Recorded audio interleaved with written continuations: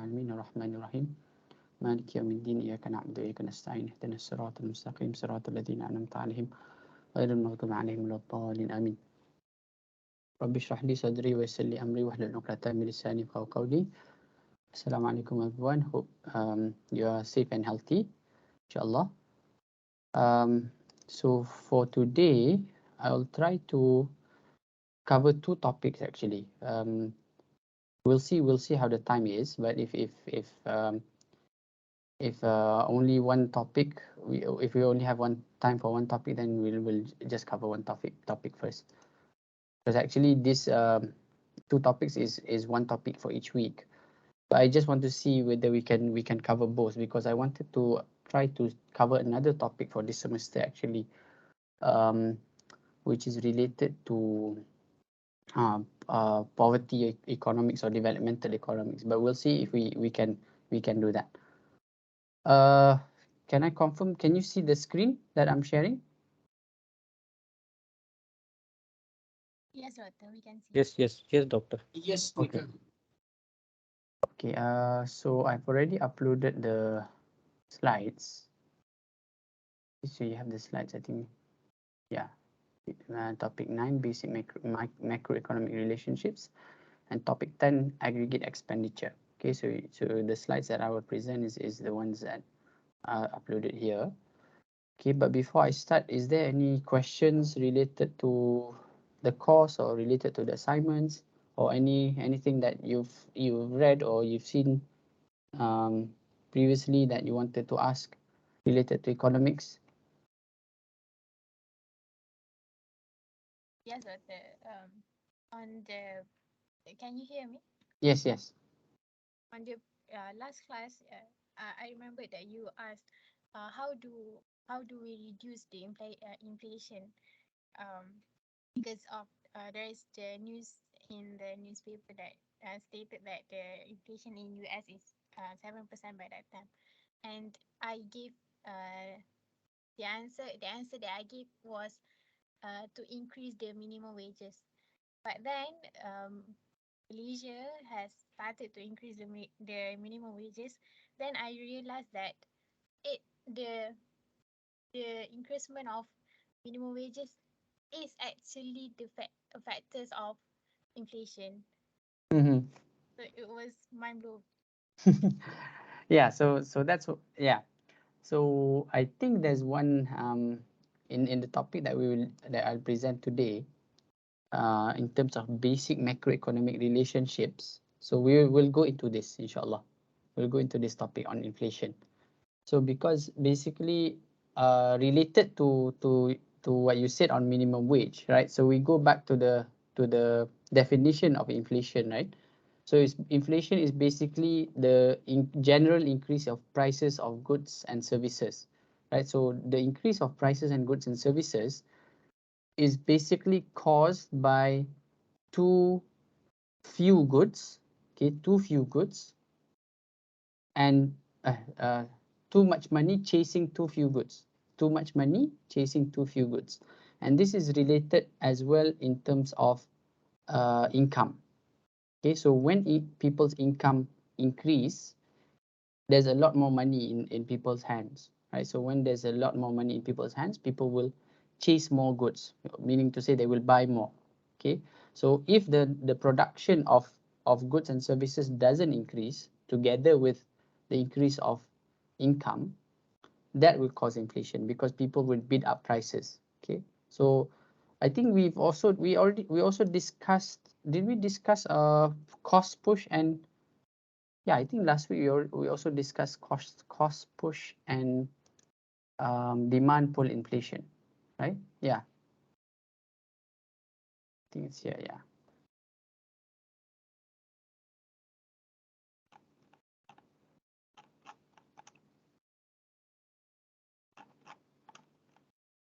Employment.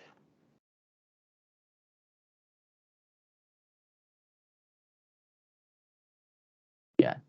So we discussed inflation here, and then the issue now is how then do how do we how do we react to inflation? right? So that's a topic that we will discuss, is related today, but there's also a few more topics later on that we will discuss on fiscal policy and monetary policy. So that is, we will touch upon a bit today. Okay. Yeah, so you can refer to the topics here on inflation, right? Uh, yes. Okay. Any other question? Doctor, for the assignment, last time I sent to you an article, but you could not access it. You know, in those articles, like you have to pay in order to be able to read them. Yeah. So then, how did you manage to read it? For me, I could I did something because I looked at YouTube that you can go and type the title of the article on Google, and after that you can read the article like fully. Yeah. So usually when you have access to the article, you can save as PDF. So that's what I want you to do. When you have access to the article, you try to save as PDF or print as you usually, I think you can screen click on print, and then you can save it as PDF.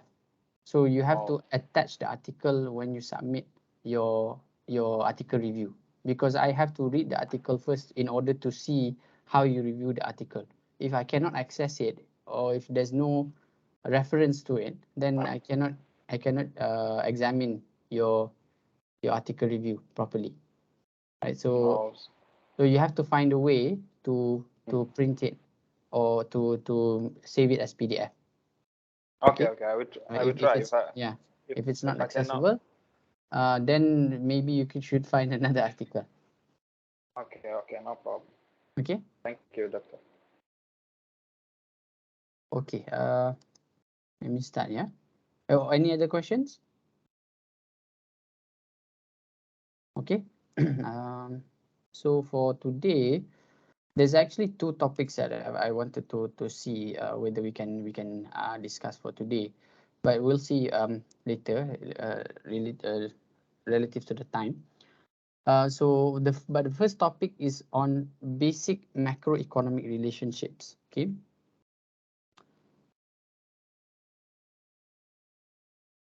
Doesn't show. I have to reshare this.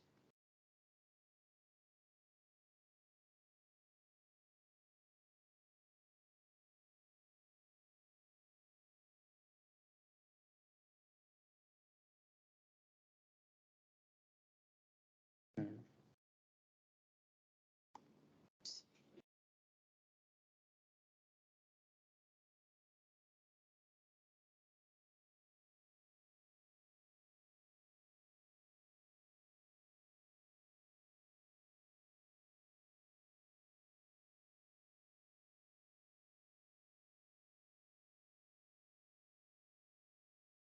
Okay, can you see the slide?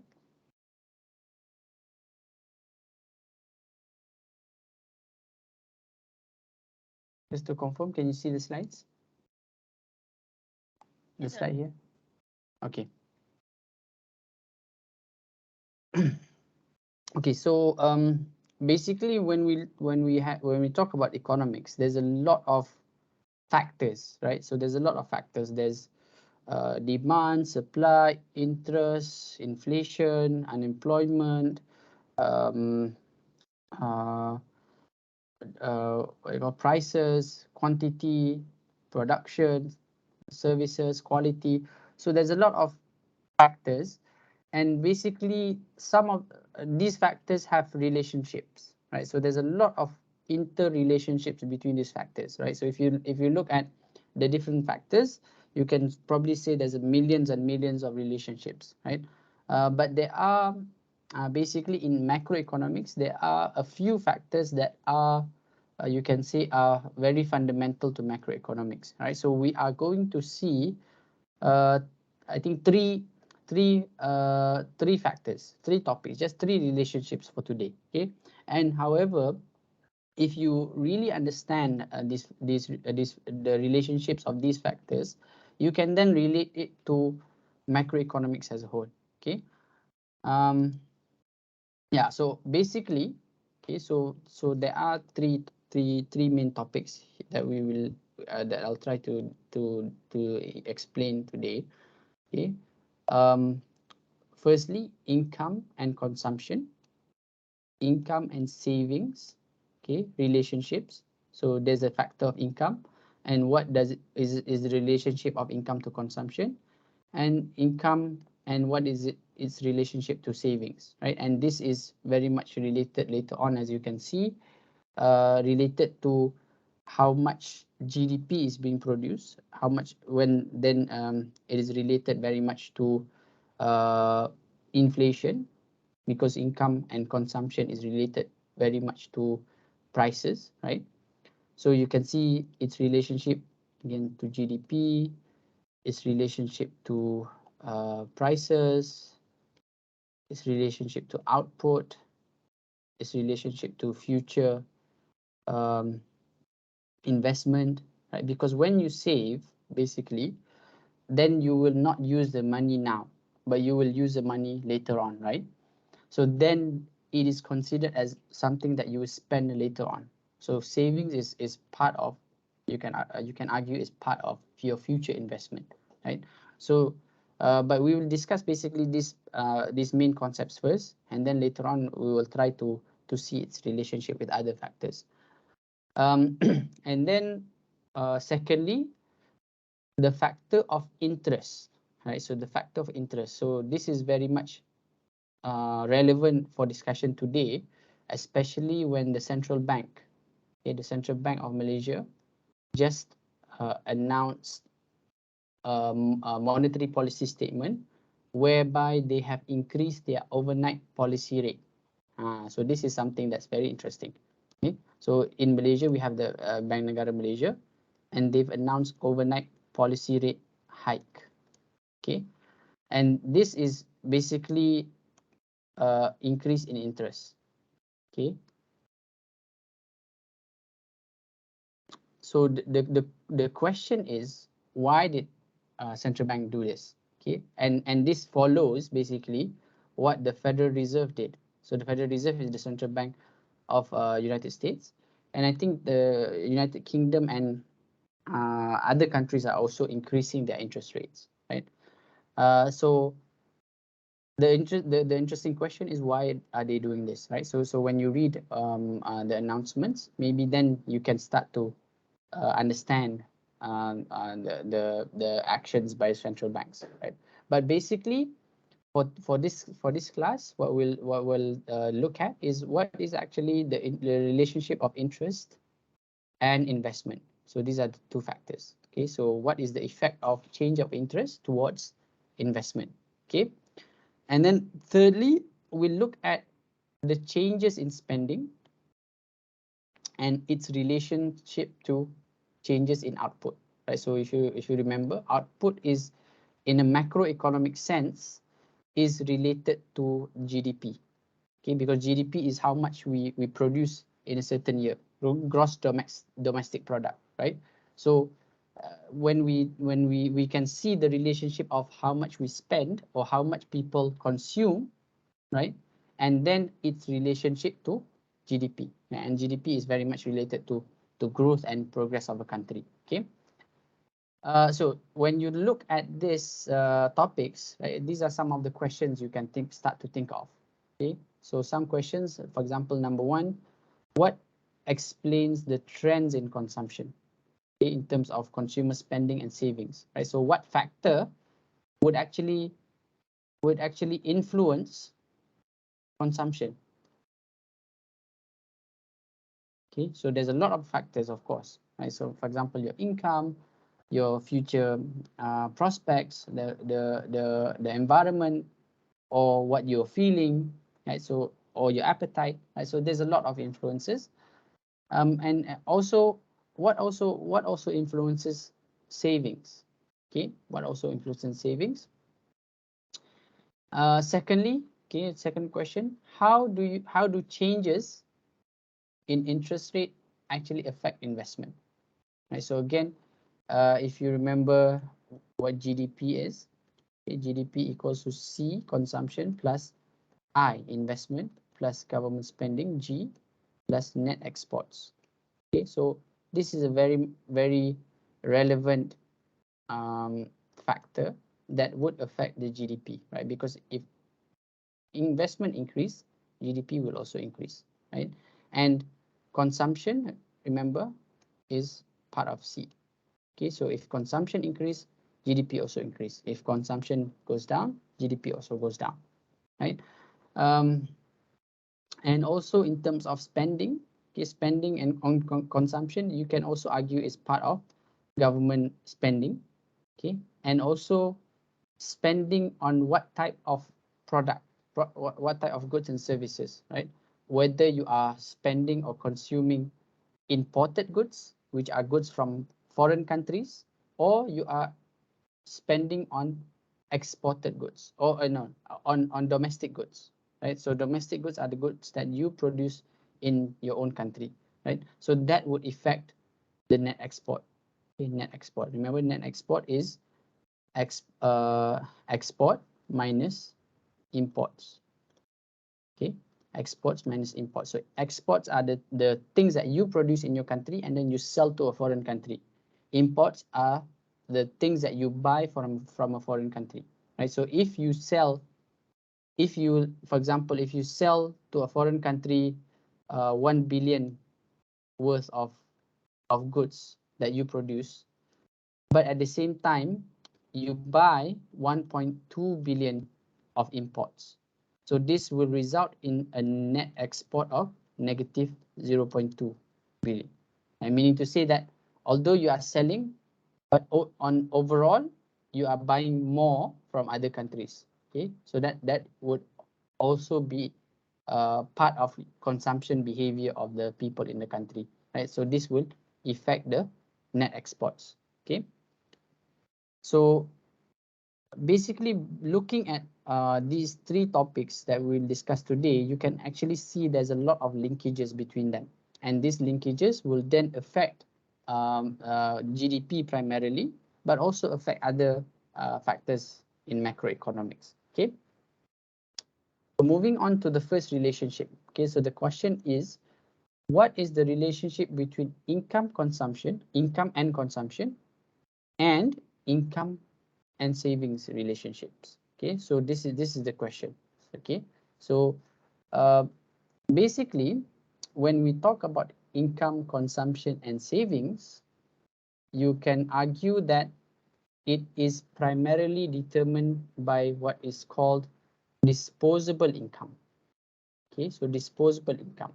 So disposable income is basically the income that you get from your wages, okay, and then you pay tax. Okay, so the disposable income is income or gross income, okay, the wage that you get minus tax. Okay, so whatever remains from your payment on taxes is what you call the disposable income.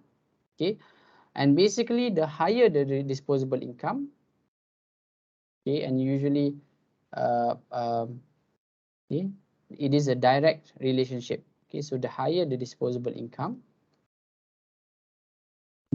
usually it's the higher the consumption, but also you can argue the higher the savings. Okay, because you have more money, you consume more, but at the same time you can also save more.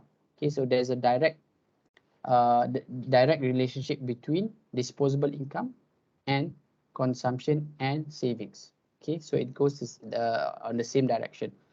So for example, if you have an income of 10,000, maybe you'll spend 8,000 and you'll save 2,000. But then if your income increases to 20,000, then you spend 15,000 maybe, but at the same time your savings will also increase to 5,000, right? So it increases both consumption and savings with the increase of disposable income. Okay, so basically And then when you look at the relationship between savings and consumption, What do you mean by the disposable incomes? Yeah, disposable income is here. Gross income minus tax. Okay, so once you get your wage, okay, let's say you have a wage of 12,000, but then you have to pay tax of 2,000. So at the end, okay, so you have a wage of 12,000, but you pay tax of 2,000. So at the end, your disposable income is 10,000. So this is the amount that you can spend. Okay, so you most likely wouldn't spend all of it. Maybe you will only spend 8,000. So this is your consumption. So you only consume 8,000. So the remaining 2,000, is your saving. Usually you will leave it in the bank, right? So the relationship between savings, disposable income and consumption is this. Okay, this is the saving schedule. So if you want to know how much you save, usually you take the disposable income, you minus the consumption, or if you turn uh, the equation around, you can get your consumption equals to disposable income minus savings, or you can find your disposable income by adding consumption and savings, right? So that's basically the equation, right? So you can play around with the equation, okay? But at the same time, we also understand that human behavior, there are most likely times that they will consume more than the income that they have. Okay, so this is the term of this saving. Okay, this is the term. The term that is used is basically this saving. Okay, so this is where you consume. Okay, this saving is where you consume more than your disposable income. Okay, so when you consume more than your disposable income, basically you will have to find another way to another source of funds. Okay, for example, if your disposable income is 10,000, okay, let's change the color. Okay, so for example, if your disposable income is 10,000, but you consume 12,000. Okay, so you can only use 10,000 of your disposable income, but the remaining 2,000 you have to get from somewhere. Okay, so either you borrow, or you can take the 2,000 from your savings. So when you take from your savings, this is basically called this saving. So you are taking from your saving, right? So it's the opposite of saving. You are using your savings. Okay, so this is also something that we can get from the equation, right? So for example, if you look at the equation S, okay, and your disposable income is 10K, but your consumption is 12K, so you can get this savings of negative 2K. So this is basically you borrow or you use your savings. Okay. Okay, so this is the relationship between disposable income, consumption, and savings.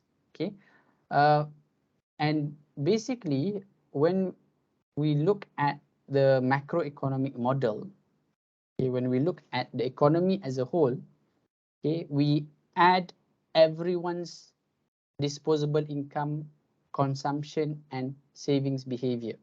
Okay, when we take everyone's spending behavior, consumption behavior, we can have what we call an aggregate household spending. Okay, aggregate planned household spending.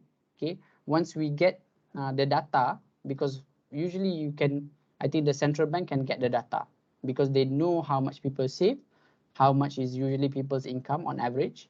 Okay, you can get that from the Department of Statistics, and from there they can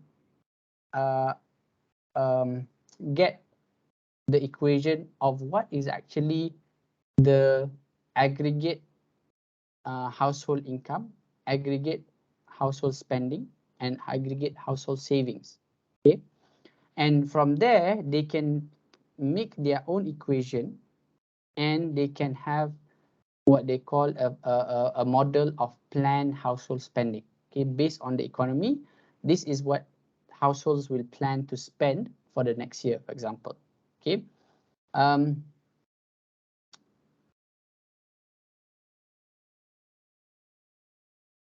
okay, so more in most economies, okay, that I think generally, so the general finding is that households, okay, households meaning that people who live in houses, right?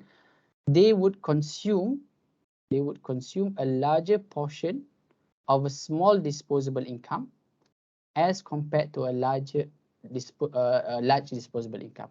Okay, so what this means is, okay, basically, if you have small disposable income, most likely your percentage of consumption C will be a large portion of your disposable income. Okay, so for example, okay, if you have someone with a, let's say, disposable income of 10K, okay, 10,000, okay, as compared to someone that has a disposable income of 100K, okay, 100,000, okay. So the data shows that if you have a small disposable income and you compare it to this person, okay, most likely the amount or the percentage from the income that you use from consumption is higher. So let's say you spend 1/4. Okay, so 1/4 of 10,000 is uh, 7.5K. Okay, so this is how much you consume. Okay, and therefore your savings is 2.5. Okay, so this is basically 7.5K is 75%. So 75% of your disposable income is consumed, is spent. Okay, as compared to a person that has 100K, most likely, let's say the maximum he would spend maybe 50%.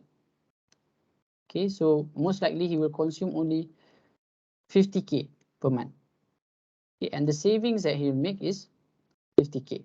Okay, so he only, in terms of percentage, okay, the person that has a higher disposable income will only consume a small portion of his disposable income as compared to the person that has a smaller disposable income. Okay, so if you read back this statement, households consume a larger portion if he has a small disposable income. Okay, so the smaller the disposable income, the larger portion of consumption, and you can argue that the smaller the disposable income, it can reach a point where he doesn't have any savings at all. Okay, he uses 100% of his disposable income for consumption, and there are points where he will have to borrow every month. Okay, so you see the poor get poorer because he cannot afford, and he has to spend more, right? And that's why you also see why the rich get richer, right? Because they spend, although they spend a lot, it's only a 50% of their income. And from the savings, for example, if they put the savings 50K, they can put in a fixed income um, uh, um, return, right? So you let's say you get 5% return, so you just put there, and then you can get return from the interest itself. And that's why you see the rich can get richer, right? So this is basically how the system works, right? So unless you can get out or you can increase your disposable income, you will usually spend a higher percentage of what you earn for the month. Okay, yeah. So this is the relationship, right? And you can basically calculate, okay, what are the uh, amount that generally people save, and what is the amount that generally people spend on, consume. Okay, so this is the term that is the term that is being used is average propensity to consume and average propensity to save. Okay, so this is basically hypothetical based on the data that the central bank has and the Department of Statistics have. They can come up with hypothetical situations of how the economy will work under different scenarios. Okay, so you based on the APC and APS. Okay, so the APC is average propensity to consume and average propensity to save. Okay, they can also get the MPC, marginal propensity to consume, and marginal propensity to save. But I will not go too much deep into this. Okay, but it's just enough for us to understand that from the banking data, the consumption data, the central bank and the central bank usually and the government, they have sort of models, right? So if you know people who work in the government or economists that work in the central bank, usually they play around with this data. Okay, and what they do is then they would feed it to the decision makers, and from there they will decide on what is the fiscal policy, what is the monetary policy. Okay, and this will then influence the future direction of the country. Okay, yeah. So in terms of yeah, maybe we'll touch a bit on this average propensities. Yeah, so the definition of average propensity to consume is basically what is the fraction, okay, what is the fraction or the percentage, okay, fraction or percentage of uh, the amount of total income that households will consume generally. Okay, because what I mentioned just now is basically I compared someone that has an income of 10,000 as compared to 100,000. Okay, but what this does, average propensities is what average propensities does is they take everyone's spending behavior, everyone's consumption behavior, and make it average. So you can have a figure for that country. Okay, for Malaysia, what is the average propensity to consume? Okay, so for example, if if people in the country has an income of 100,000, how much of that 100,000 will be used for consumption and how much will be used for savings?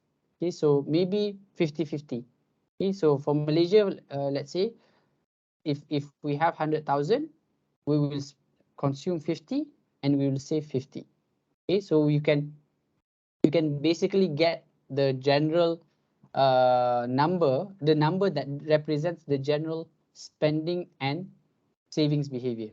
Okay, so in case you just to be clear, okay, when I say spending, it's also equivalent to consumption.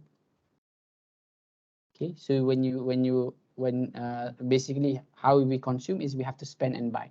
Okay, so average propensity to consume is basically very much is in other words is average propensity to spend.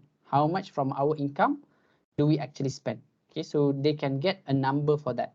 Okay, yeah. So the global perspective. Okay, so the globally. So this was the figure from 2014. So I didn't manage to get the latest figure, but this is basically from the textbook. Okay, so if you look at these countries, okay, when we see average propensity to consume, right? For example, in Canada, yeah, in Canada, what this says is basically, on average, okay, on average, if Canadians have 100,000 in terms of their disposable income, they will spend more or less, how much is this? 97,000.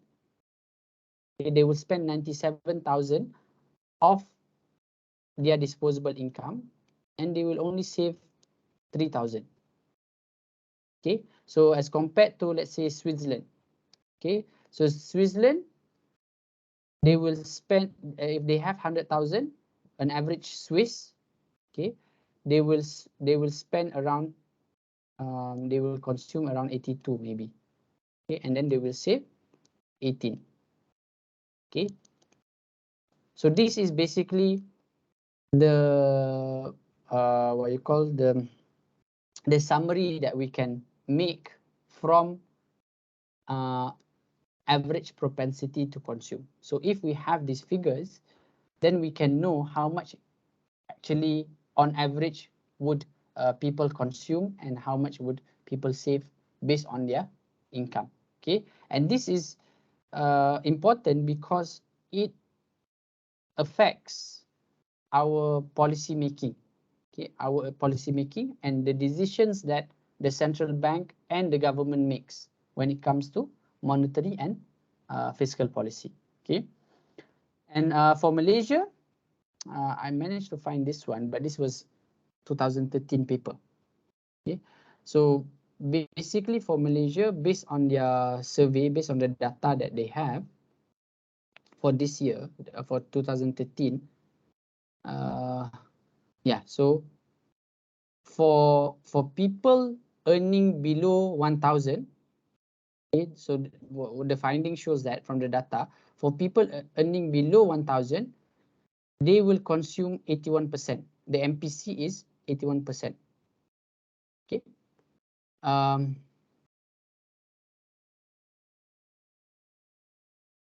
Yeah, and then for people earning above 10,000, they will consume only 25%. Okay, so they will only consume 2,500, and 7,500 they will save. Okay, and based on this data, basically what it says that these MPCs allow policymakers in Malaysia to estimate more precisely the aggregate consumption effects on income shocks that affect household specific income groups. So they can separate what is their spending behavior based on different incomes. Okay, and this is you can relate this perhaps to policies such as cash transfer. Okay, cash transfer. So cash transfer, for Malaysia, we have what we call, I think, Bantuan Sara Hidup, BSH. Okay, BSH. So this is where the government gives money directly to eligible people, and these are usually the poor people, and they give monthly, I think, around 200 to 500 ringgit per month. Okay, and basically based on this cash transfer, it will then affect how much people will spend, and this will inject money into the economy. Okay, and this is important because if you look at the MPC, if you look at the MPC for this, right, if you give money to the poor people, they will spend more than 80% of the money.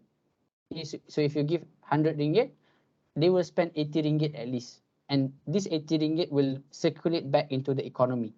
Okay, but if you give 100 ringgit to the rich person, then to the person earning more than 10,000, he will only spend 25 ringgit, and he will save 75% put it in the bank. So that wouldn't circulate in the economy, right? So this is where you can then decide in terms of subsidies.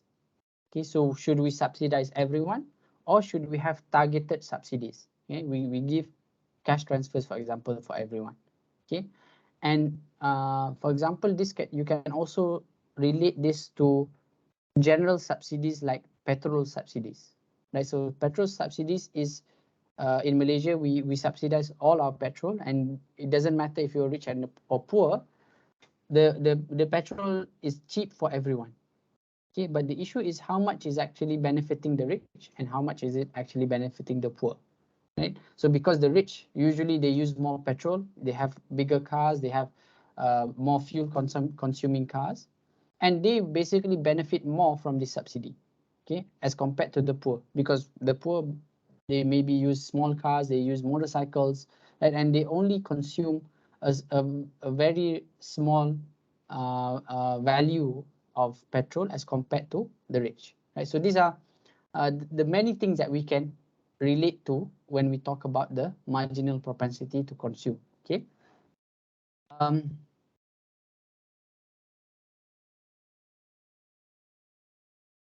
so this is what I mentioned just now. Okay.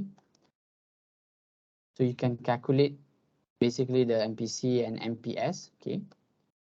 Okay. So when we talk about income, okay, there are also when we talk about the relationship of disposable income, consumption, and savings, we also have to remember that there are non-income determinants of consumption and saving. Okay, non-income determinants. Okay, because our equation just now is basically DI equals to C plus S. Okay, disposable income equals to consumption plus savings. Okay, but we have to also remember that there are other things that would affect consumption and savings, right? Because this relationship is basically, we say that it is um,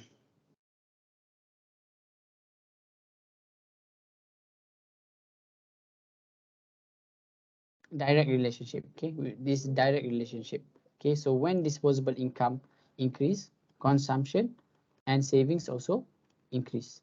Okay, but we also have to remember there are other things that would affect consumption and savings that are not disposable income.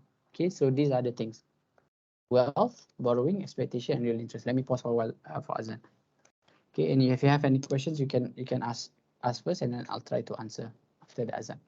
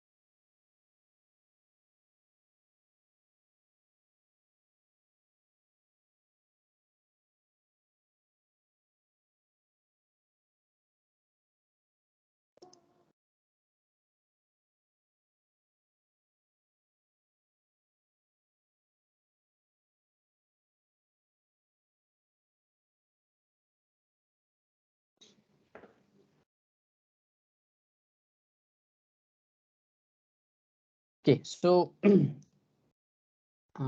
there are other factors that would affect consumption and savings. So we are just going to discuss 4 factors. Okay. Just now we looked at disposable income, right? So the higher your disposable income, the higher your consumption and the higher your savings. The lower your disposable income, lower the consumption, lower the savings. Okay. But there are also other factors. Okay. For example, number 1, wealth. Okay. So you have to remember wealth is not income. Okay? Wealth is not income. Income is different. Income is something that is flowing. Wealth is something that you have. Okay, you already have. Okay, so this is something that you accumulate over time. Okay, and basically an increase in wealth. Okay, the relationship is basically increase in wealth would increase consumption. Okay, so this has nothing to do with your income. So your wealth can increase. For example, if you suddenly have inheritance, right? So your income is the same, you earn the same amount of income every month, but suddenly you get inheritance from your uncle that suddenly gives you a certain amount of wealth, and this wealth would then change your consumption and saving behavior. Okay.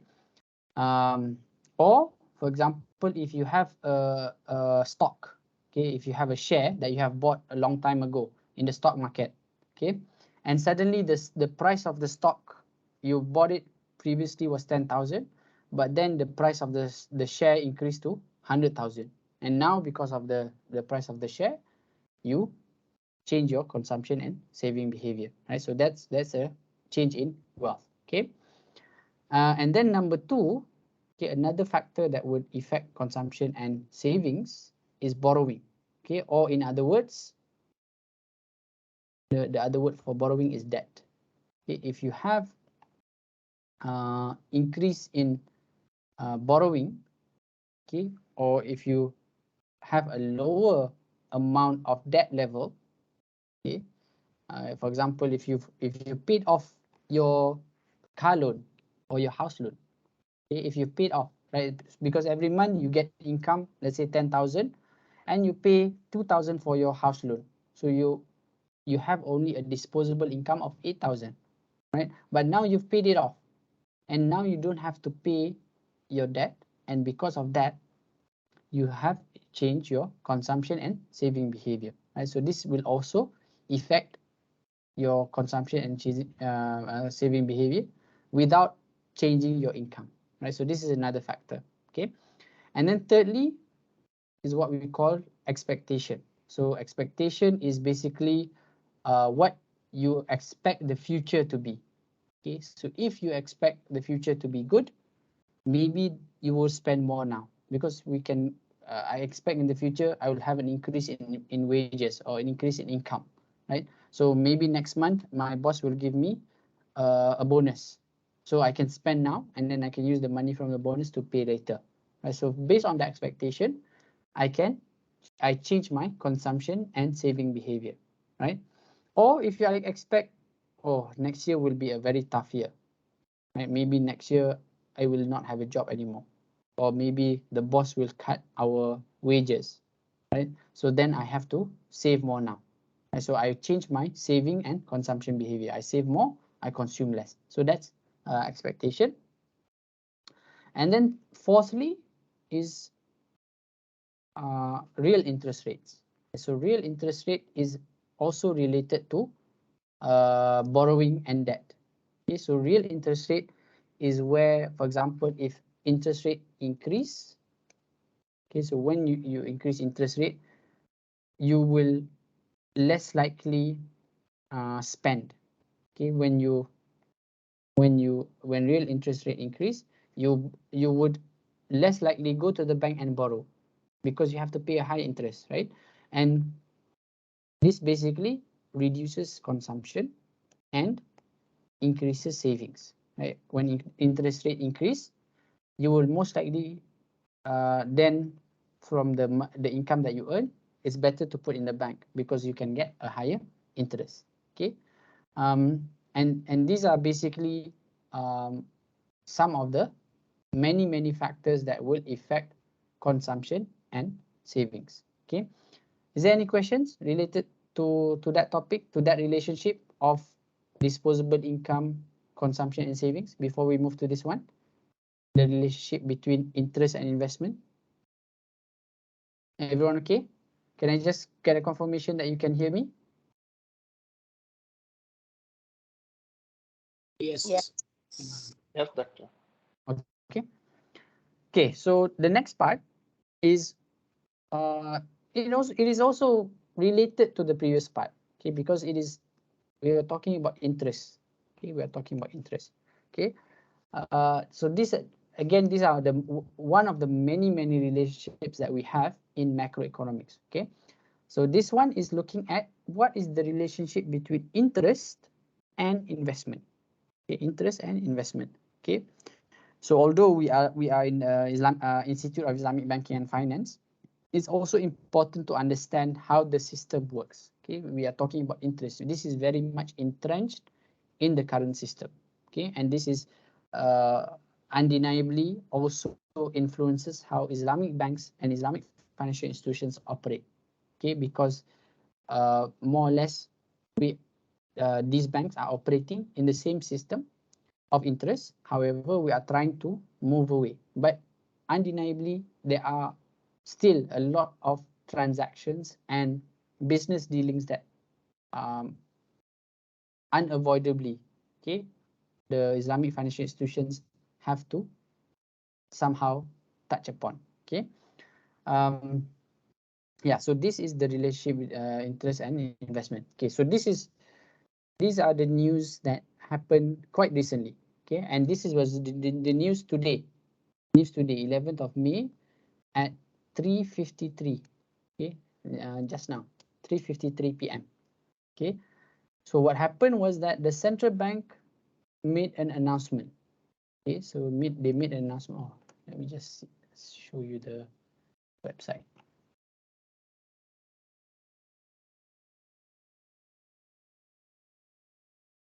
Yeah. So what the central bank does, okay, in Malaysia and in other countries, okay, in other countries as well, they usually have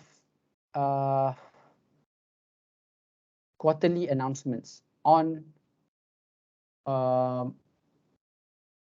interest rate. Okay, so in Malaysia, it's the term for central bank's interest rate is the OPR, overnight policy rate. Okay, so you can see the website, yeah. Just to confirm, Yeah. you can see. Okay, so they would announce more or less on the same dates every year. So if you can see the history here, okay, this is the central bank's website. Okay, if you look, let's go from January, okay, from 2020. Okay, so in 2020 they announced 22nd January. In 2021 they announced 20th January. In 2022 20th. Okay, so more or less on the same dates they will announce whether the OPR change or the OPR remain. Okay, so here January, March, May, July, September, November, January, March, May, July, September, November. So they do it 1, 2, 3, 4, 5, 6. 6 times each year, every year at least. Okay. So why is this interesting? Okay, if we look at the trend, okay, the central bank has not changed the OPR since July 2020. So it has been 2 years. Okay, if you look at the change of OPR, 0, 0, 0, 0, 0 until today. Okay, so the question is why? Okay, so this is something that you have to be aware of, and this happens in all countries. Okay, so this is related very much to monetary policy. This is exactly what monetary policy is. Okay, we will learn monetary policy later on, but this is just something that I want you to start to think of. Okay, and we will look into how monetary policy works when we go there.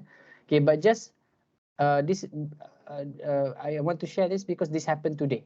This happened today. Okay, and what happened today is that the central bank decide to change OPR, okay, overnight policy rate, and increase it, okay, for to by 0.25.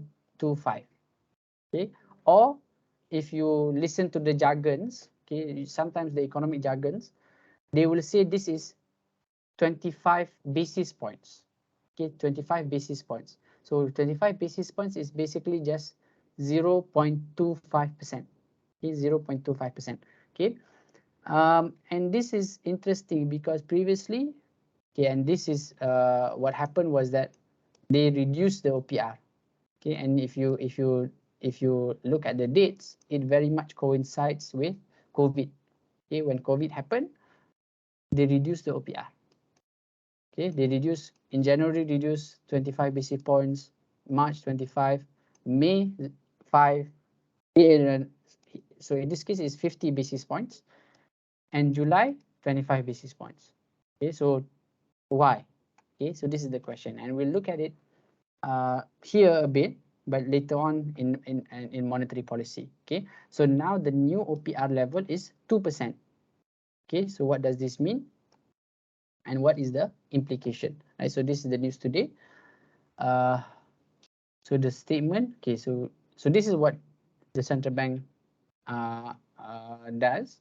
Okay, they release the statement, and basically all the news will then catch this. Okay, so what they do in the central bank is that they have a monetary policy committee, and they discuss, and the monetary policy committee, basically the economists will present the data, what is happening, what is the inflation rate, what is the unemployment rate, what is the marginal propensity to consume, savings, right? And then this committee will decide.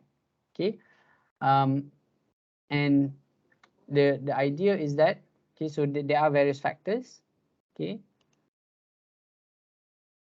so they look at the global economy, they look at labor market conditions, they look at economic activities, they look at conflict in Ukraine, and then containment measures in China, they look at inflationary pressures, okay, supply chain.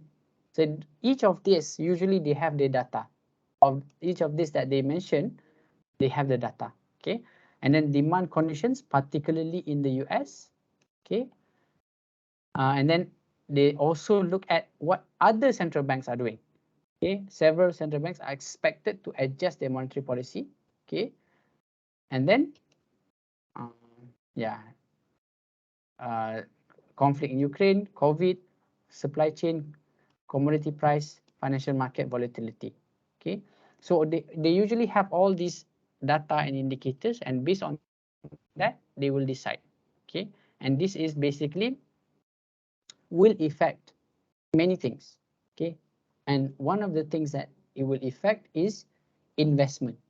Okay, so the relationship that we want to look at for today is interest and investment. Okay, so one of the many things that they will affect is investment. Okay, and this basically the decision by central bank for today basically follows the Federal Reserve. Okay, so this is what happened in the United States. Okay, what is it? Yeah, so here the news is that Federal Reserve increase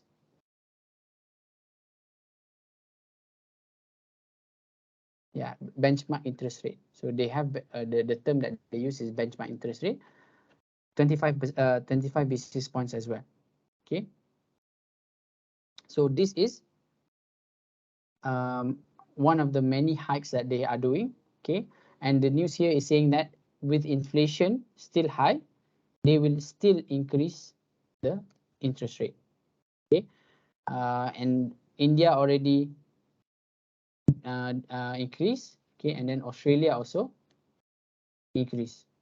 Okay, and then England will also most likely increase. So the question is, why are they all increasing this interest rate, right? So what is the reason? Okay, and we will go into that answer into answering that in the monetary policy topic later on. Okay, but our focus for today is just the effect of interest rate towards investment. Okay, so this is the relationship that we are focusing on. Okay, so in order to understand that, basically we have to understand firstly, where does investment play a role in our economy? Okay, and if you remember, again, this is the important equation. GDP equals to C plus I. So this is investment plus G plus NX. So this is investment. Okay, so it plays a very significant role in terms of GDP. Okay, and then the next question is, what is investment? Okay, what is actually investment? It's basically spending, okay, spending on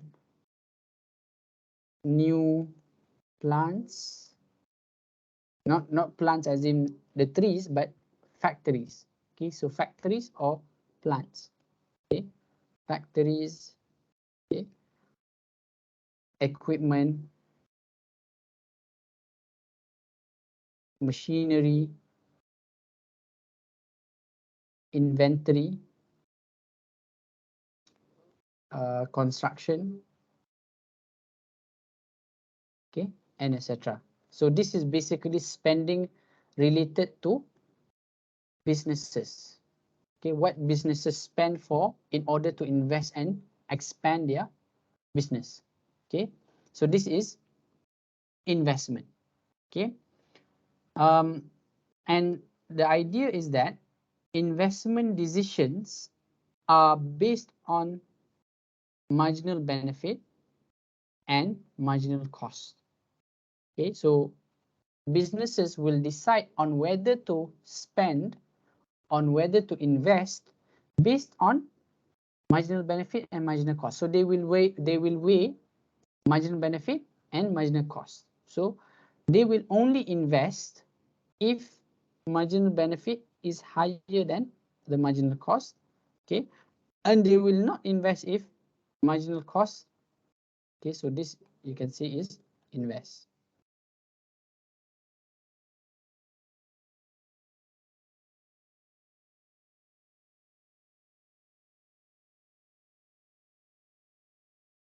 If marginal benefit is less than marginal cost, okay, they will not invest.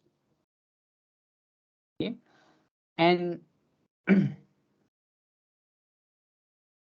how they calculate marginal benefit and how they calculate marginal cost, okay, is usually through number one, expected rate of return. The expected rate of return is the marginal benefit. What is the return if we spend on a new factory, for example? Okay, if we spend on a new factory or a new plant or new equipment, what is the rate of return that we can get from it?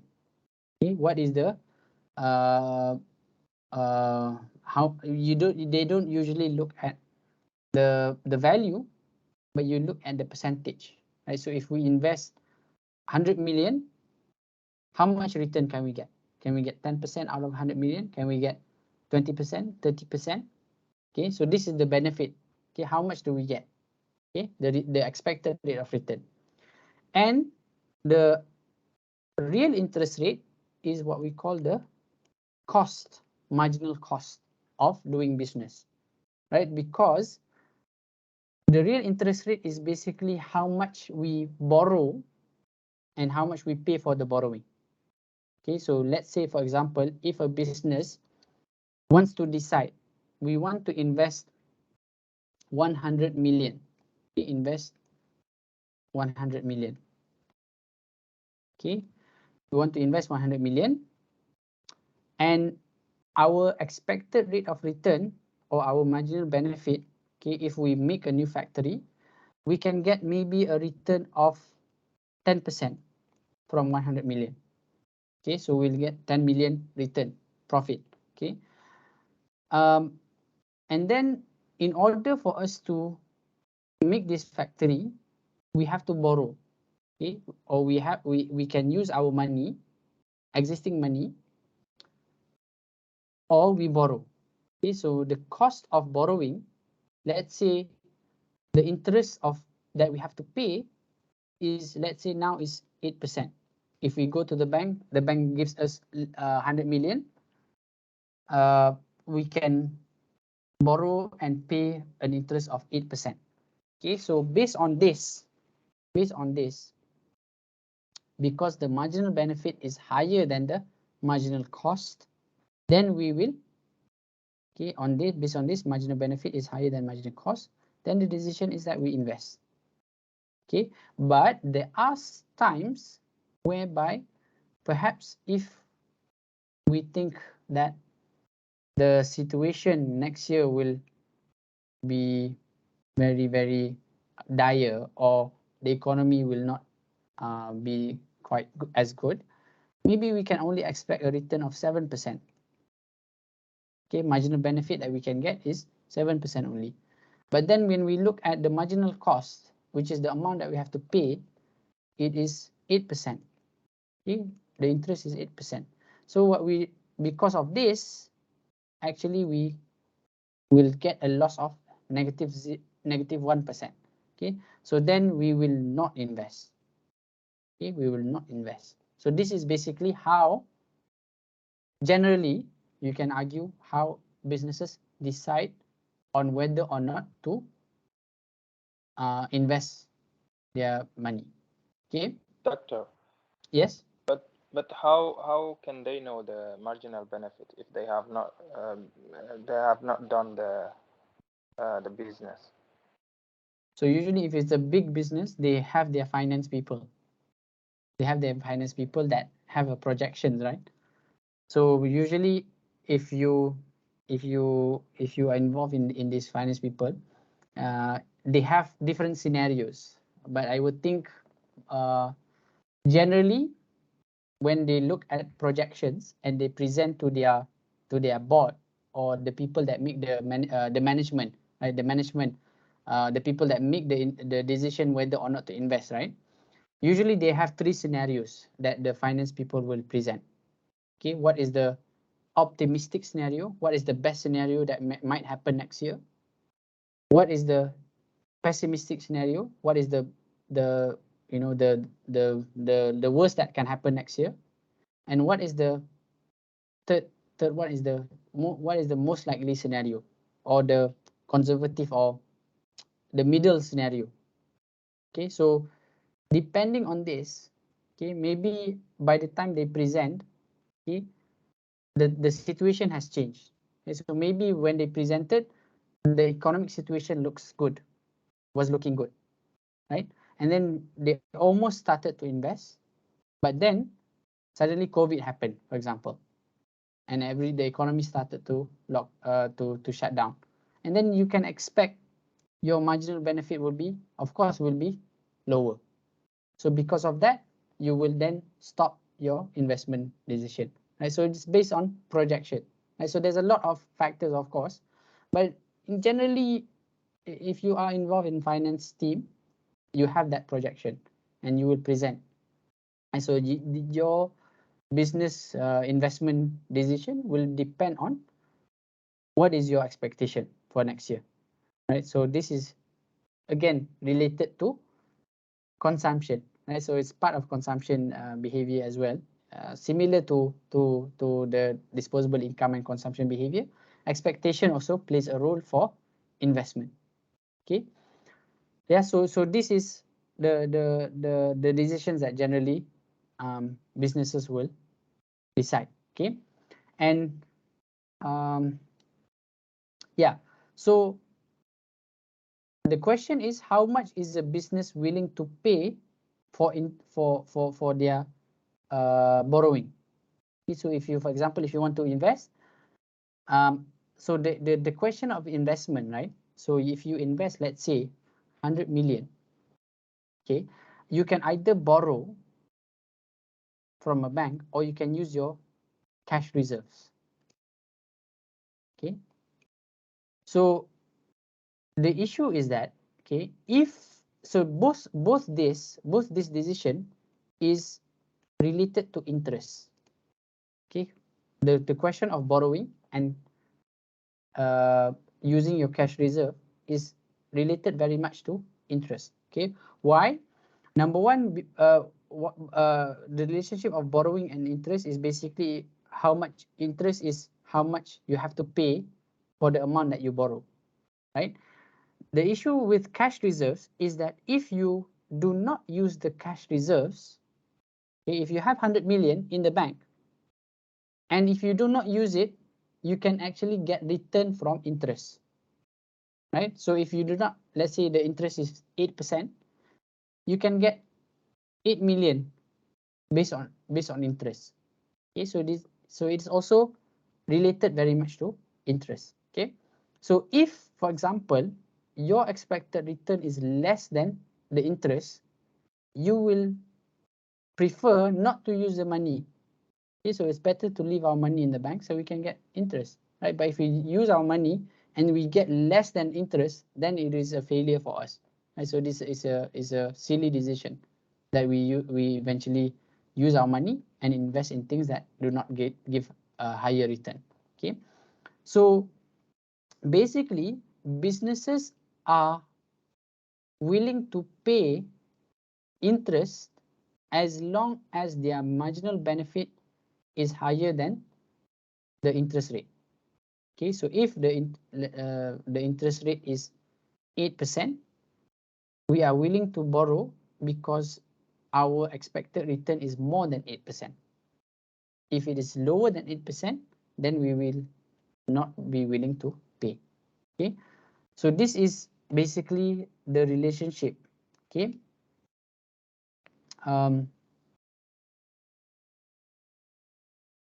okay, so the relationship of investment and interest is basically an inverse relationship. Okay, inverse relationship. It goes the opposite way.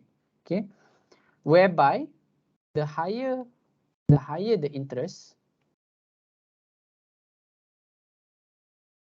the lower the investment.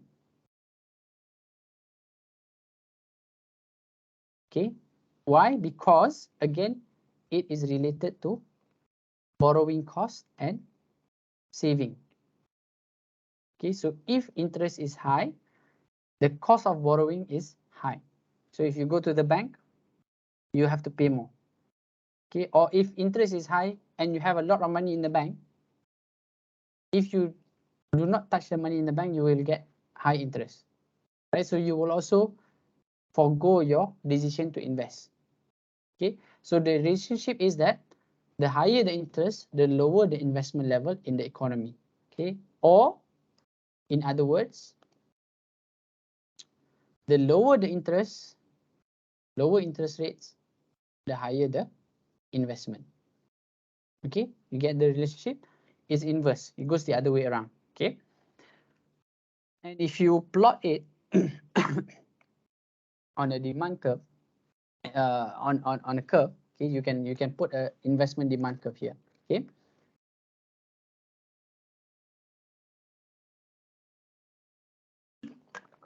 okay, so this is just an example of that relationship. Okay, again, if interest increase, investment decrease. If interest decrease, investment increase. Okay, it's an inverse relationship. So if you plot this relationship on a graph, okay, for example, oh yeah, so they use R. Okay, so R is also related to I. Okay, expected rate of return. Expected rate of return, or R, is equal to I in this case. Okay, why? Because it is related to, you can say that it is related to the money. If we have money in the bank, This is the expected rate that we will get if we have 100 million in the bank and we do not touch it. Based on the interest, we will get this much. This is the expected rate of return. Okay, and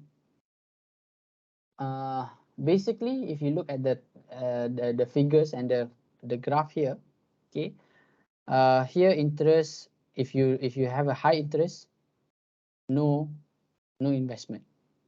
Okay, 16% interest, no investment. But lower the interest, then there's 5 billion investment. Okay, why? Because there are businesses that have a higher expected rate of return than 14%. So maybe they say we can get marginal benefit of 15, and if we borrow, we pay 14 only. So at least we get 1% profit, okay, rather than not doing anything. Okay, so when they lower the interest more and more and more, you can see the amount of investment increasing and increasing. Okay, so if you plot this on a graph, this is the relationship. Okay, so the relationship is that the higher the interest, the lower the investment. Okay, the lower the interest, okay, the lower the interest, the higher the investment. Okay, yeah, so there are, so this is what we call the investment demand curve, right? So this is the investment demand curve. Okay, before I move, is there any questions on this? Okay, so there are factors that would shift the investment demand curve. Okay, for example here, acquisition, maintenance and operating costs, business taxes, technological change, stock of capital goods on hand, planned inventory, and expectation. Right. So these are factors that are not interest. Okay, so these are other factors that would change investment behavior in the economy. Okay, for example, number one, in terms of sorry. So this is moving back. Okay, so this is basically the things that would change expected return. Okay, that would change expected return and marginal benefit. Okay, because this is the investment demand. Okay, and these are some of the many factors. Okay, so basically in terms of number one, the primary factor is cost. Okay, whether or not we want to decide to invest is related very much to the cost of investment and the cost of buying things, the cost of acquiring things, the cost of maintenance, the cost of hiring people, the cost of operating the factory. Okay, so the higher the cost, the lower the investment behavior. Okay, and then number two, taxes. Okay, so this also relates to cost as well, actually, because if you increase taxes for businesses, of course this will reduce the investment because they have to pay more taxes. If you reduce taxes, then you pay less taxes, then you will most likely influence investment as well. Okay, so for example, here business taxes basically reduces investment. Okay, and then technology. So if you have new technology that can reduce costs, new technology that can make production easier, and then if technology improve, it can also provide more productivity and therefore produce more. Right? So these basically would also influence investment. Okay, so technological increase would increase investment. Okay, and then stock of capital goods on hand. So this is basically a factor whereby how much is actually how much does the business already have in terms of the things that they have already produced. Okay, so if they already have a lot of stocks, right? So they already have a lot of goods that they have produced but is stuck in the warehouse, right? So then there's no need for them to invest more to expand their business, right? So if they already have a lot of stocks, it is most likely that they will invest less. Okay, and then planned inventory changes. So if they have already a lot of inventory, but they want to reduce inventory, for example, okay, or if they want to increase their inventory, if they want to have more stocks, okay, so then if they want to increase inventory, then they will invest more, okay, because they want to invest inventory next year. Maybe there's a lot more sales that we expect, so we want to invest now in order to increase our inventory, right? And then what we mentioned just now in terms of expectation, if expectation is good, then we will invest, but expectation is low, then we will not invest. Okay, so these are the many factors. Okay, and this basically will then shift the investment demand curve. If it increases, it moves to the right. If it decreases, it moves to the left, right? So this will influence where the investment is, right? If you realize, for example, the interest rate is the same, right? So here, let's say the interest rate is 8%, okay, but at different investment curves, they have different investment levels. So here, maybe it is 4 billion, here it is 6 billion, and here it is 8 billion. Okay, so this will influence, although the interest is the same, because of the factors that I mentioned just now, it can have different investment levels. So there are other factors that will also affect investment behavior that are apart from interest rate, right? So the difference here is that those factors would shift the investment demand curve, okay, but the interest rate is basically movement along the investment demand curve. So if only one investment demand curve exists, right? So let's say if we ignore these two, right? So if we ignore these two, at this point of time, the changes in interest rate here will then affect the different levels of investment, okay, based on ID2 here, okay. So this is the relationship between investment and interest, okay. And if you look at the global perspective, right, so this is the data from 2014, okay, what is the gross investment as a percentage of GDP?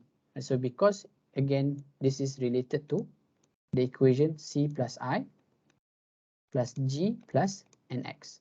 Okay, so how much of this is contributing to GDP?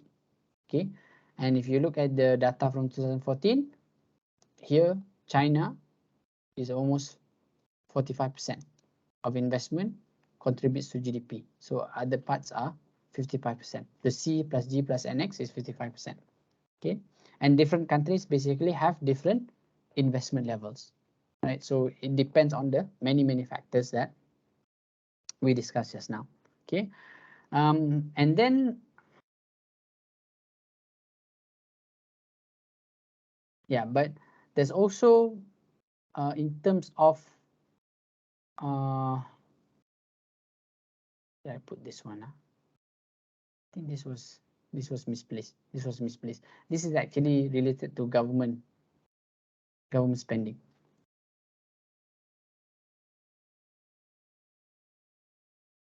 Yeah, so just ignore this one.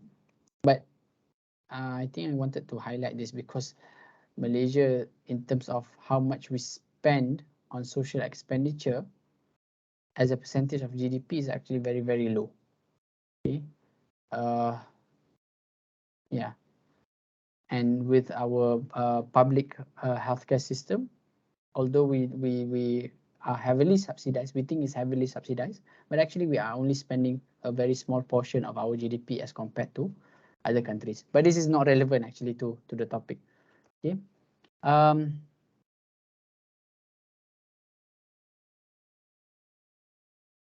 Yeah. So So when we look at the relationship of investment and GDP, okay, it is actually the investment levels are the trend of investment and GDP goes along the same line.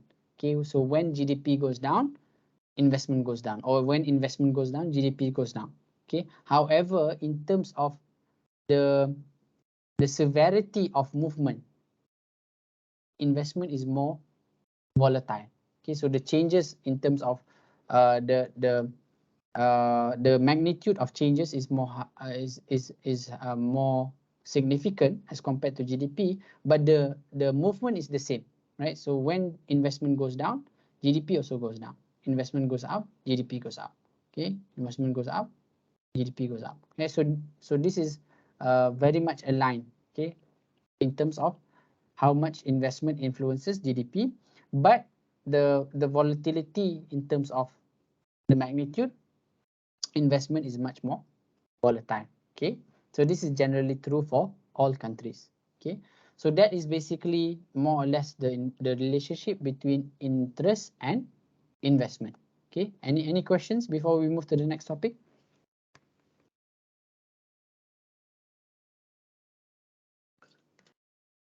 Can I confirm you can hear me?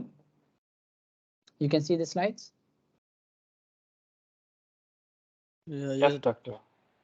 Okay. Okay, so now we look at the third topic, okay, in terms of multiplier, okay, multiplier effect, okay. And this is basically related to spending. Okay, so you can say spending or expenditure or consumption, or in some way also related to investment, because investment is spending on the machinery, spending on the factories, right? So basically multiplier effect looks at a change in spending, then how much this change in spending affects the real GDP. Okay, and the multiplier is a change in spending that changes real GDP more than the initial change in spending. So what this says is that basically if spending increases by 100 and overall GDP will increase by 1000. Okay, although initial spending is only 100, overall the real GDP increased by 1000, and this is basically the multiplier. Okay, so we can calculate the multiplier by looking at the GDP figures. Okay, how much is the change in real GDP over initial change in spending? Okay, so this is the multiplier effect. Okay, and then you can play around with this equation in order to know what is the change in real GDP. You can have the multiplier times initial change in spending. Okay, so this is you can argue is a ripple effect. So if you, for example, if you throw a rock or a stone into a pond, right, so you have the initial circle of the ripple, but then it will go larger and larger and larger. But just it starts from the small ripple, it will affect the other things in the economy, in the pond. Right? So similarly, if you change your spending, okay, if you change your spending in the economy as a whole, it will cause a ripple effect to the macroeconomics. Okay, so this is observed through looking at real GDP figures. Okay, yeah, so here is just an example of multiplier effect. Okay, so let's say, for example, there is an increase in investment. A business decides to increase investment, and based on this increase in investment, it affects the income in the economy. Okay, and people get a higher disposable income, let's say, because of the business increase investment. However, based on the disposable income, they will not spend all of it. right? So this will then depend on the MPC. Generally in the economy, people will spend 75%. Okay, they will spend 75% of their income, and they will save 25%, right? So 75% of $5 is basically $3.75, right? So when you spend, okay, for example, if I have $5, 5 ringgit, I go spend it in a mahalah cafe. Okay, I will spend it in a mahalah cafe, and basically someone gives me $5, for example, 5 ringgit, but I will not use all of 5 ringgit. I will only use 3.75 ringgit, and I go to mahalah cafe. I buy some food. Okay, so what that does is that the stall owner will then get 3.75. Okay, if I buy, let's say, one plate of rice and a chicken, okay, and it costs 3.75, for example. So the store owner will get 3.75, but they wouldn't use all of it. So they will only use 75% of 3.75, and they will use 2.81 to buy the stock, or the raw material. Okay, they will buy the rice, they will buy the chicken, they will buy the equipment. Okay, and then basically this money goes back circulating in the economy, and they will buy from another shop, and that other shop will then use 75% of their income on another shop, and on another shop. So the the ripple effect continues just from my initial spending. So I got an increase of income of $5, 5 ringgit, but I spent 3.75, and then based on the marginal propensity to consume, okay, of everyone, generally the amount of money that circulated in the economy was eventually 20. Okay, although the income that I got was $5, 5 ringgit, and we calculate based on the amount that was spent in terms of transaction, was eventually 20 ringgit. Okay, and the amount that was consumed, the income that everyone got. Okay, so the income that everyone got, okay, when we spend on different shops, okay, so the income that everyone got was 20. Okay, and the amount that we consume overall was 15. Okay, and the amount that was saved in the economy was 5. Okay, so this is just starting from the initial spending, or the initial investment of $5, 5 ringgit. Okay, but the total income that happened in the economy was 20 ringgit because of that initial spending. Okay, and then the total consumption, the total transaction that happened was 15 ringgit, and the total savings in the economy overall was 5 ringgit. Right, so although it started only with 5, but because of the multiplier, eventually these are the things that happen. Okay, and here you can argue that this is part of GDP. Okay, the 20 ringgit here is part of the GDP in terms of the income in the or the transactions in the economy. Okay. Okay, so the idea is that the higher the marginal propensity to consume, okay, the higher the if we get a higher income, if we get income and we spend a higher percentage of that income in terms of our consumption, the larger will be the multiplier in the economy. Okay, so if, for example, if you imagine, if the marginal propensity to consume in the economy is 8, okay, or 0.8%, 80%. Okay, so if everyone gets, okay, let's say the MPC is 80%. Okay, and let's say now everyone gets an income of extra income of 100. Okay, so what this means is that we will consume 80 ringgit. Okay, so we will consume $80.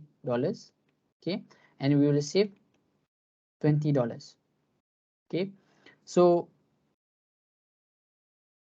okay, and then if we compare to a situation where our MPC is, let's say, 0.2, okay, or 20%.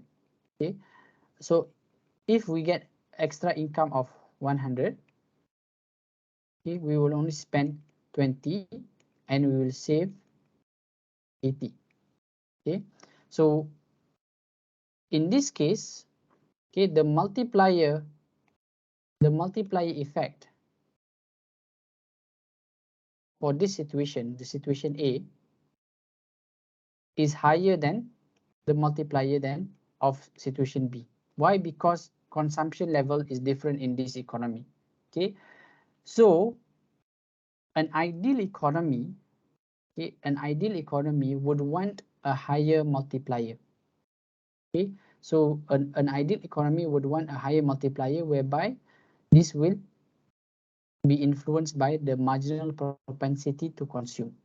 Okay, so because the multiplier and the marginal propensity to consume is directly related.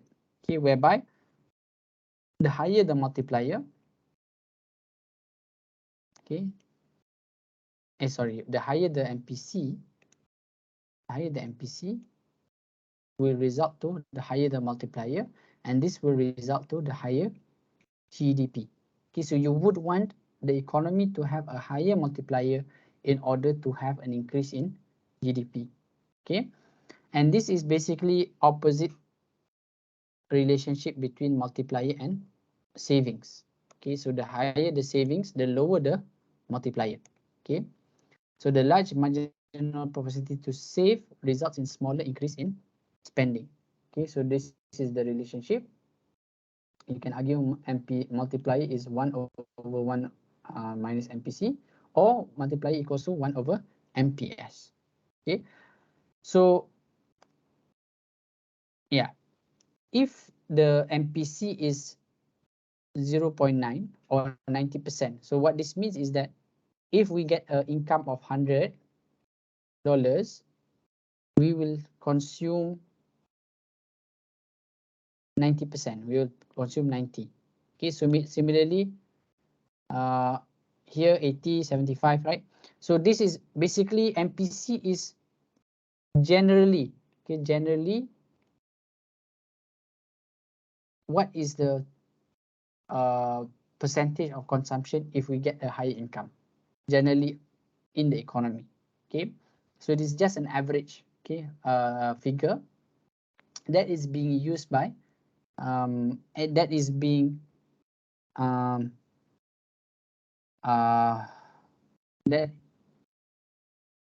that is being produced by the existing data. Okay, so they have the data, and this data will then provide the MPC of the economy in the country, and then this will then influence policymakers and decision makers, okay, on how or what to do. Okay, so if the MPC is low, there is no use for you to give cash transfers, right? Because if you give people cash transfers, people will not spend. Okay, they will rather save. But if you give, if the MPC is high and you give a cash transfer, you give people cash and they will spend, right? So then that will jumpstart the economy. Okay, and if you realize in Malaysia, what we did most recently was the government provided cash transfer to students. Okay, because they know students are more likely to spend the money that they are given, right? And this cash transfer was in the form of e-wallet. So they didn't give it in a bank, but they use it in the e-wallet. So if you apply for it, you have money in the e-wallet, and you have to spend, I think, within a certain period. So if you don't use it, then the money goes away, right? So they put it in the e-wallet, and they were encouraging the students to spend, right? So this is basically a way to rejuvenate or try to increase the business or transaction behavior in the economy. Okay, and this is uh, related to MPC and the multiplier effect. Okay, so they can estimate what is the multiplier based on the MPC. Okay, so however, there's more or less, although they can try to estimate, it isn't always it isn't always ideal. It doesn't always result to what they expect. Okay, because in most cases, you know, they have what they call economic modeling. And so because they put in different factors in the model, but of course there are millions of other factors that maybe they disregard or they cannot put in the model. Okay, so most of the time the actual multiplier is lower than what the model assumes. Okay, and then they also do not factor in other factors like consumption, but consumption of imported goods. And so when you consume imported goods, it reduces the net export. Right? Remember, the net export is export minus import. So when import increase, the net export will then decrease. Right? So this will actually not help with the GDP. Okay, and then another factor is in terms of income taxes. So that also influences consumption behavior, and also inflation. So when you have, although you have more income and you have spending, but when prices change, it will also affect the consumption behavior.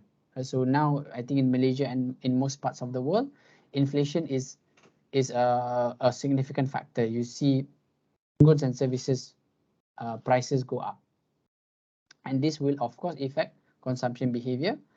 And in some cases, maybe the multiplier may be zero.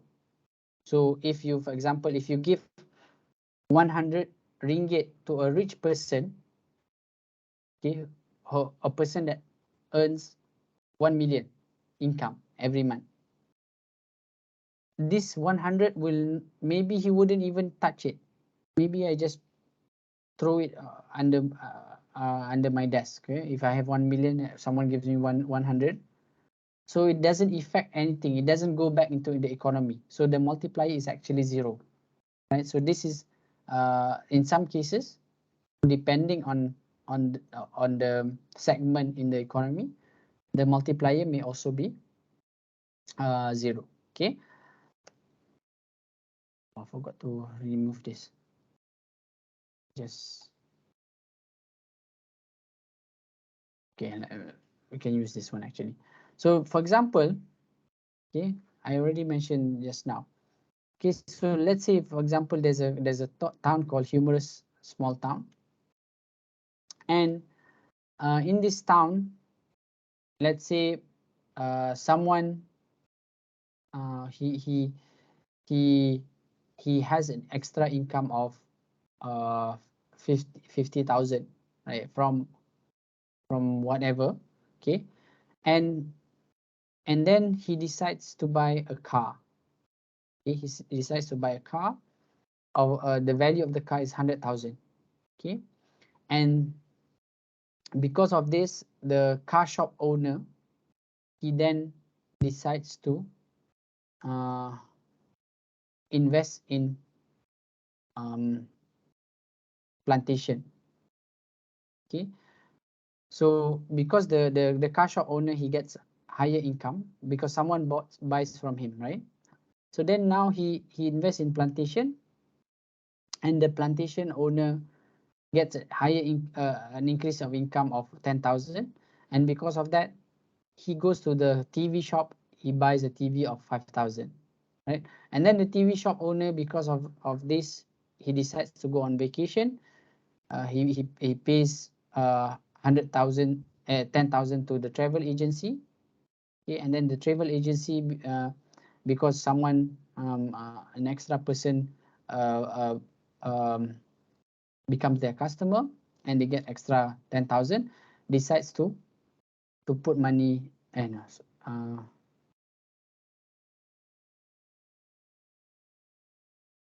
yeah, so decides to put money in their children's account, for example, and then their children suddenly they have extra income. They decide to have a birthday party and they spend 1,000 at the birthday at the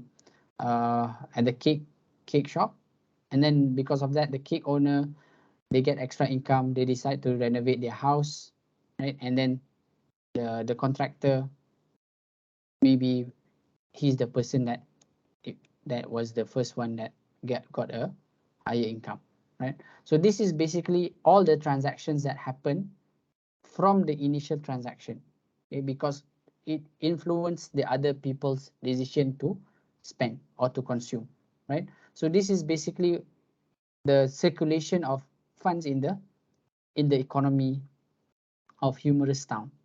Okay, so what happens is if, okay, so these are basically, if you add all of this, it is the multiplier. And so from the initial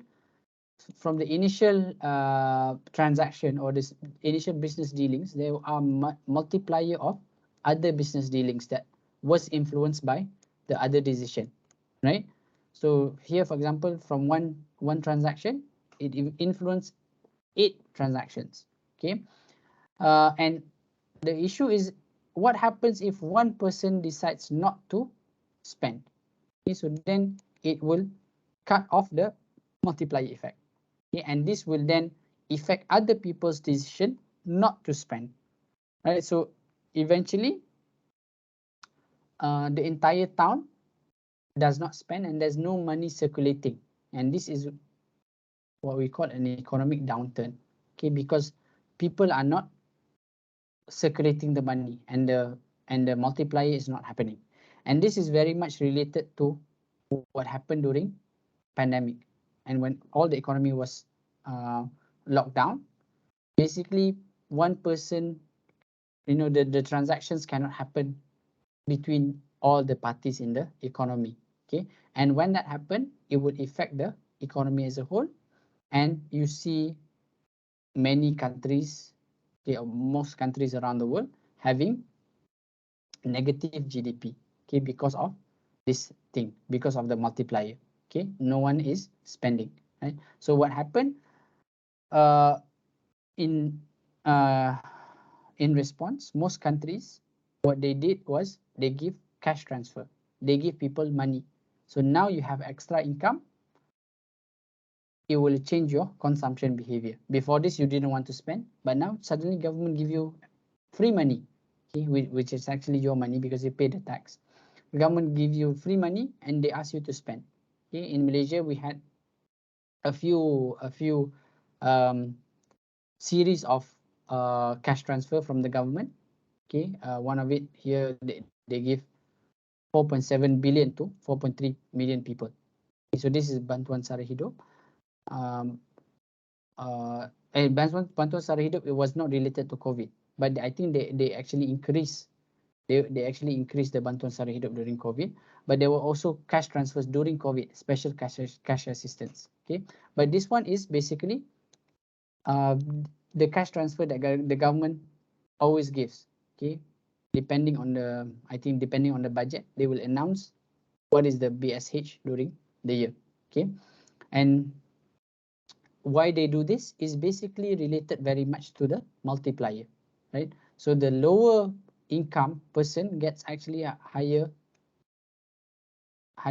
cash transfer. Why? Because they will spend, marginal propensity to consume is much higher than the other income brackets, because more or less I think they will spend 90% of the money that they receive, right? So the higher the income, they will spend less and less and less from the money that they receive, right? So that's why there are different amounts that is given to the different income brackets. Okay, so this is related very much to marginal propensity to consume, and multiplier. Okay, so this is the third topic that we discussed for today. So I think this is enough for today. Are there any questions? Doctor, Doctor, can we say from this that governments benefit from poor people more than rich people? Ceteris paribus, yes, but of course there are other factors, right? Because they benefit if the poor people spend based on the cash transfer. Okay, so that's why they don't give to the rich people, right? But if you use that statement that you said government benefit from poor people for all the other situations, then it is incorrect, right? Because, for example, in terms of the amount of investment, the poor people don't invest, right? The poor people, they just spend. So of course the rich are the ones that invest. They are the ones that start a business. They are the ones that pay the taxes, right? The poor don't pay taxes, right? So there are different ways of looking at things, but in terms of multiplier, usually the poor are the ones that spend more. Okay, however, in terms of economic situation, for example, if the economic situation is better, then the rich can also contribute if they invest. And if they have a high income, they also contribute by paying more taxes. Okay, so the issue is that how much is actually the multiplier from the rich and how much is the multiplier from the poor, and how much do they actually contribute towards the real economy.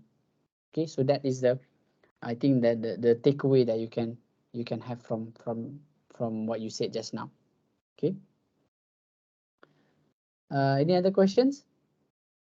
Doctor, why do poor people invest more as compared to rich people? They don't invest more, they spend more, Yeah, they consume. why do they spend more as compared to rich people? Because the rich have a higher disposable income. They spend more, not in terms of the amount, not in terms of value, but in terms of the percentage. Okay, so you have to be clear on that, right? Yes, So yes. so they spend more in terms of percentage, not the amount, right?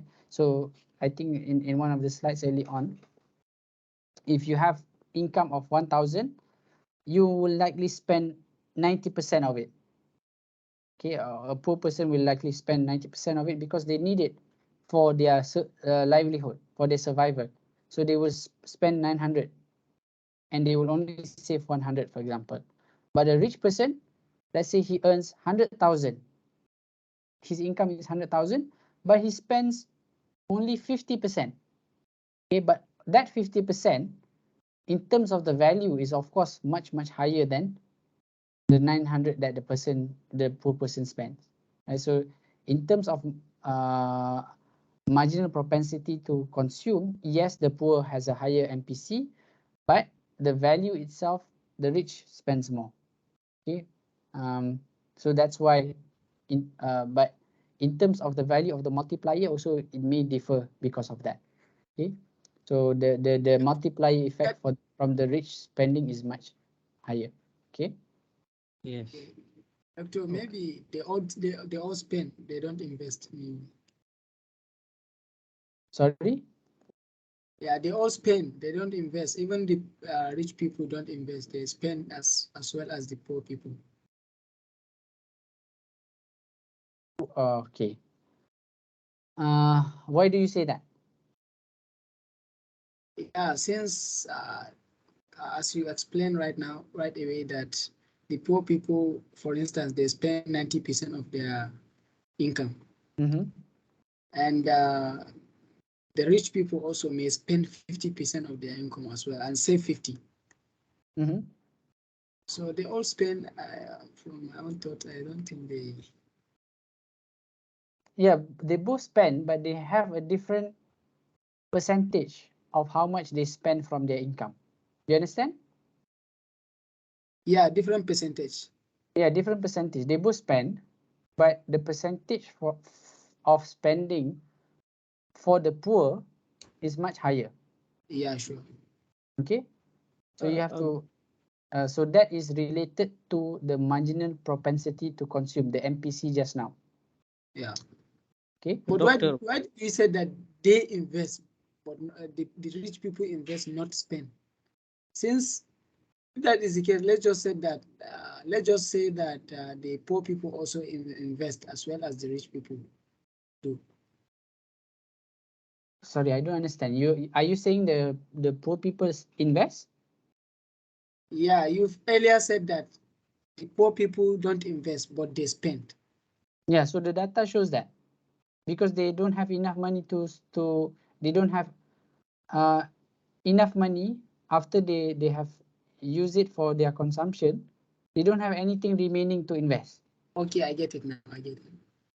You understand? So the rich people, they spend, but now they have extra. They have, They you can have, invest. yeah. So now they can invest. They go to the I get capital it. market. They go. They can invest in businesses. Yeah, sure. Yeah. So that's why.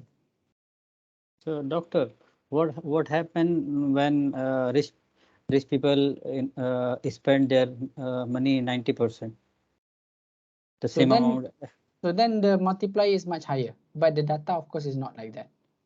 If the rich spend everything, right, similar to the poor, then the Yes, multiplier in the economy will be much higher, right? So then that it multiplies higher and higher. Okay, but of course the data is that the higher your income, the lower your MPC, the lower the amount that you actually spend as a percentage of your income. Okay, so that's why they can accumulate more and more wealth, because from their savings, the amount of money that they do not spend, they can put in the capital market, right? And then they can, from the capital market, they can get a return of 30%, 40%, and they accumulate all this amount of wealth, and therefore they get richer and richer. Right? And this is something that the poor cannot do, because whatever they get for that month or for that week, they have to spend, and nothing is left. Right? right. Okay. Any other questions? Right, so for today, I'm only discussing a few relationships that we have, okay, in macroeconomics, but of course there's a lot more, okay, but these I think are important relationships that you can start to think about, okay, when you read the news, when you encounter these situations, right? So you can start to think about what is the relationship, okay? Why do central banks change the interest rate? Why do they reduce the interest rate, right? So what is the effect to consumption? What is the effect to savings? What is the effect to GDP? Okay, so this is something that you hopefully can get the connection. Okay. Any other questions? Okay. Okay, so thank you very much for your attention. If you do not understand this what we discussed today, I highly recommend that you um, read the textbook, or you can go to YouTube. I think YouTube is a fantastic resource. You can just type in the relationships, and there's a lot of videos that try to summarize, I think, much better than me in terms of these relationships. Okay, so at least try to understand, and it will benefit you, inshallah, for your future career, or in your life. Okay, so you can understand how the system works. Okay. So if there's no other questions, I think we can end the class with tasbih kafarah and surah al-asr. Subhanakallahumma wa bihamdika asyhadu an la ilaha illa anta astaghfiruka wa atubu ilaik. Wal 'asri innal insana lafi khusr illa alladhina amanu wa 'amilus solihat wa tawassaw bil haqq wa tawassaw bis sabr. Okay, thank you very much everyone. Assalamualaikum warahmatullahi wabarakatuh. Wa alaikum assalam.